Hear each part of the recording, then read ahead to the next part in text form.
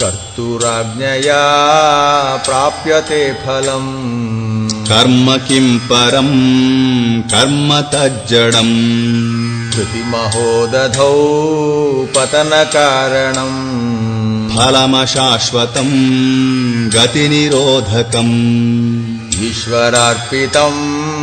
नेच्छया कृतं चित्तशोधकं मुक्तिसाधकम् कायवाङ्मनः कार्यमुत्तमम्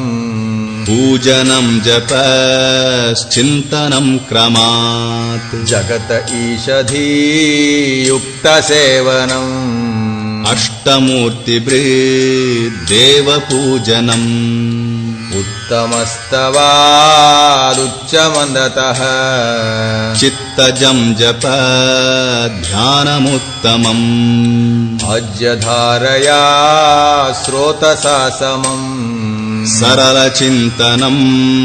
विरलतः परम् भेदभावनात् सोऽहमित्यसौ भावनाभिदा पावनीमता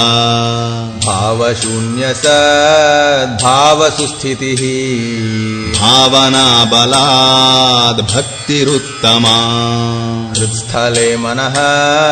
स्वस्थता क्रिया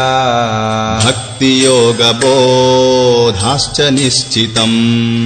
वायुरोधनालीयते मनः जालपक्षिवद्रोधसाधनम् चित्तवायवश्चित्क्रियायुताः शाखयोर्द्वयी शक्तिमूलका लयविनाशने उभयरोधने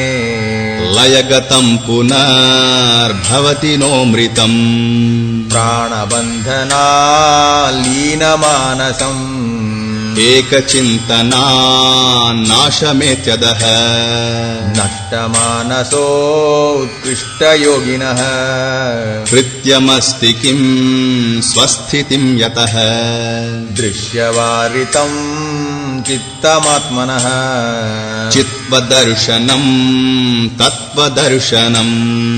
मानसं तु किं मार्गणे कृते नैव मानसं मार्ग आर्जवात् वृत्तयस्त्वहं वृत्तिमाश्रिताः वृत्तयो मनो विध्यहं मनः अहमयं कुतो भवति चिन्वतः ऐपतत्यहं निजविचारणम् अहमिनाशभाज्यहमहन्तया स्फुरति हृत्स्वयं परमपूर्णसत् इदमहं पदाभिक्यमन्वहम् अहमिलीनके प्यलयसत्तया विग्रहेन्द्रिय प्राणधीतमः नाहमेकस तज्जडं ह्यसत् सत्त्वभासिका चित्त्ववेतरा सत्तया हि चित्तया ह्यहम् ईशजीवयोर्वेषधीभिदा सत्स्वभावतो वस्तु केवलम् वेषहनतः स्वात्मदर्शनम् ईशदर्शनं स्वात्मरूपतः आत्मसंस्थितिः स्वात्मदर्शनम् आत्मनिर्द्वयादात्मनिष्ठता ज्ञानवर्जिता अज्ञानहीनचेत् ज्ञानमस्ति किं ज्ञातुमन्तरम् किं स्वरूपमेत्यात्मदर्शने अव्यया भवा आपूर्णचित्सुखम् बन्धमुक्त्यतीतं परं सुखम् विन्दतीह जीवस्तुदैविकः अहमपेतकं निजविभानकम् महदिदं तपो रमणवागियम्